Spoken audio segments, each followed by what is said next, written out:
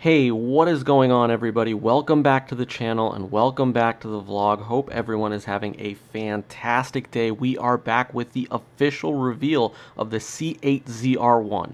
And this is the king of the hill. This is the fastest and most powerful Corvette ever. General Motors is officially calling this the king of the hill's return.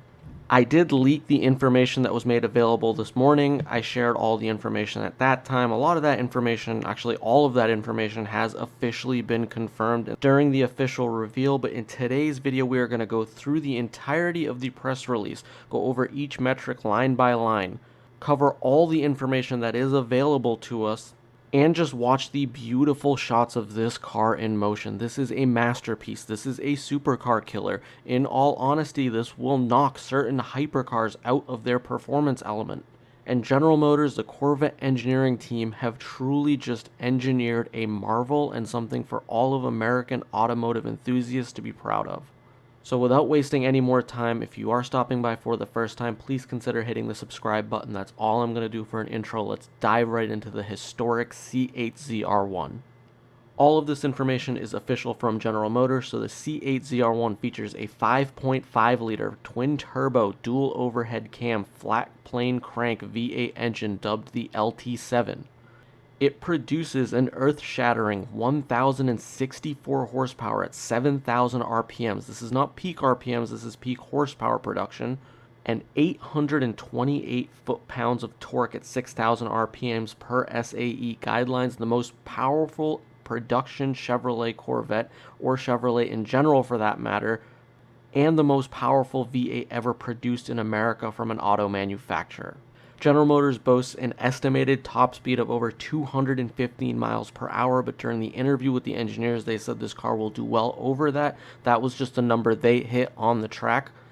During just the first test run alone, they hit 200 miles per hour on the Nürburgring.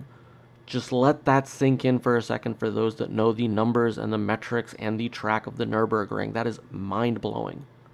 General Motors also estimates that this car will comfortably be a sub-10-second car in the quarter mile.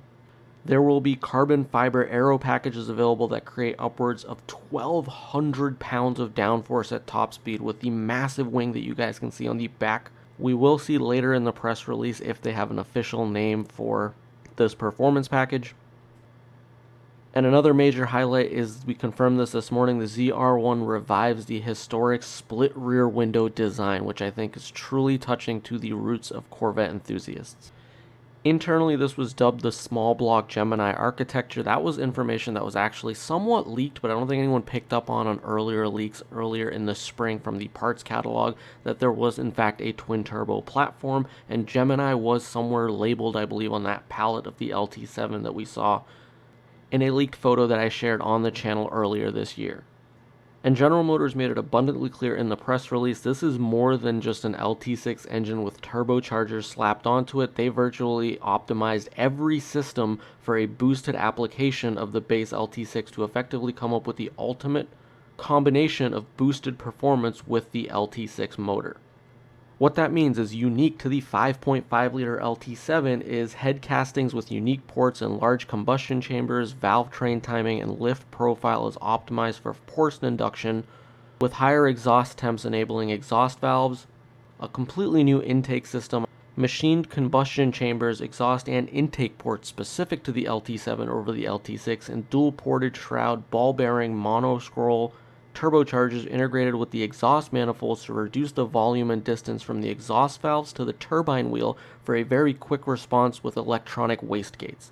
And honestly, most importantly for those that like to roll race, which is where this car will truly shine, is it has anti-lag engine calibration technology specifically for the ZR1 that will adapt and react to driving styles of the driver. There's additional cooling, counterweight changes to account for the unique piston and unique connecting rod inside of the crank train, a secondary port fuel injection system added to deliver the needed fuel to support the engine's massive output. And to support all of this, the transmission obviously has to get upgrades, because as we know, the magnesium transmission in the Z06 is capable of handling that drivetrain, but there have been some transmission issues. So for the ZR1 to really bulletproof it with this amount of power, they've added inner and outer input shaft upgrades, increased gear capacity with strength increased via shot pinning for all gears, oil management to support the increased vehicle longitude and lateral capabilities, and increased control valves to accommodate the higher required clutch clamp load for the LT7 dual clutch. Each clutch needs to be able to manage all the power as this vehicle is shifting through gears, and so for that they've really fortified the transmission for the C8 ZR1. And just like the LT6, this will be a hand-built engine built at the Performance Build Center, part of the Bowling Green Assembly Plant in Kentucky's Performance Division. Just like the Stingray has the Z51 in the base and the Z06 has the Z07 in the base, the ZR1 will have two distinct setups. The standard C8 ZR1 chassis arrives with a sleeker body with lower drag, smaller spoiler with customer adjusted short and tall wickers. It will also include a standard carbon fiber front splitter, rocker molding, side intake, and integrated brake cooling, as well as front underwing and stall gurney deflectors, so the hood actually will take air from the front bumper and deflect it through. The base car will also come with Michelin Pilot Sport 4S tires wrapped in 20-inch front and 21-inch rear staggered wheel setup. The standard chassis is designed for on-road comfort with occasional track capability with this setup. Focusing on the hood, the flow through the hood, air enters the front grille and flows through the intercooler heat exchanger and exits the hood to increase front downforce and cool charged air temperatures. Carbon fiber side profile air ducts. They're designed not only to feed the turbo for some of this added airflow, but also will cool the rear brakes through the bezels behind the wishbones of the cabin doors. Additionally, carbon fiber inlets on the rear hatch to help cool down the turbo compressor inlet air temperatures. And just like I've said all day, the ZTK Performance Package is the official name for the ZTK Performance components that will come with that package. That's the name that they had for the C7 ZR1, so it's good to see that continuity like we saw with the Z51 and the Z07. Something to just confirm from the video earlier this morning, front rotor measures are 15.7 inches in diameter and rear rotors are 15.4 inches. The front rotors are the largest equipped on a Corvette. The C8 ZR1 goes from 80 to 200 miles an hour and back to 80 miles an hour 22% quicker than the C7 ZR1 did. Let that sink in for a second. That is a massive improvement over the C7 ZR1 going to a C8 ZR1 that can accelerate significantly faster and significantly harder, but can also clamp down and come to a stop significantly quicker.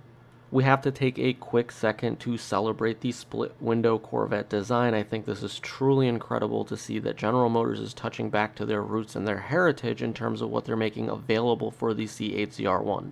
But this isn't just for heritage purposes. The carbon fiber spine between the two rear windows, available in exposed weave or body color, is providing increased heat extraction from the engine components, working with numerous other cooling elements throughout the ZR1. Some quick additional information to share here. A carbon fiber roof for reduced weight mass is available, as well as unique aluminum wheel designs are available in 4 finishes, including Edge Blue, an homage to the ZR1's signature color hue. We all know that the ZR1 labels on the C7 did have blue to them, so they're kind of keeping a blue theme going with the ZR1 for the C8. LT7 engine intake can also be finished in Edge Red to again continue that blue theme. In terms of the inside, I think this is pretty much just like the C8, Z06, and the Stingrays in terms of there's not a lot of changes in here. A very girthy steering wheel, as you guys can see from the footage we're watching right now. And the ZR1 will get the competition yellow, Hysteria purple, and Sebring orange that we headlined earlier a couple weeks ago in the release at that time. Big thing to note, this is going to come up a lot, weights and capacities. The dry weight of the C8 ZR1 coupe is 3,670 pounds, and the dry weight for the convertible is 3,758 pounds. So compare that with the Z06s and the Stingrays. This car is definitely got a little bit extra weight to it. For those that don't want to look it up, 3,637 is the dry weight for the C8 Z06. So we're only talking about a 40-pound increase for 2 turbos. So it's clear that they've clawed back some of the weight with all the carbon components to really make the weight not a very detrimental factor to the C8 ZR1 over the Z06. But yeah, so that is all the information right now from the official press release. I hope to get this video out quickly. I did also share a lot of this information in the earlier leak video.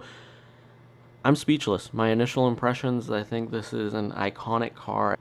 I wish I was lucky enough to say that I had the connections or the ability to even get this car. I mean, if a dealer is able to get one and they'd like to support my channel, I would greatly appreciate it, but there's no expectation of me getting this car. If I'm being truly humble and honest, I will be an enthusiast like all of you. I will share as much information as I have available to me about this car, and I'm hopeful that someday I'll be able to drive or at least sit in one of these cars, maybe even get close to it, because this will truly be a very unique, highly desirable vehicle that 9 times out of 10 will get price gouged by a majority of average scumbag General Motors dealerships. So I hope that General Motors takes this very unthinkable car and comes out with an unthinkable rollout plan. Only thing that I'll throw out there, and please leave a comment down below around this topic, to at least if General Motors stumbles across this small video on my small YouTube channel, then at least they take some of this feedback home.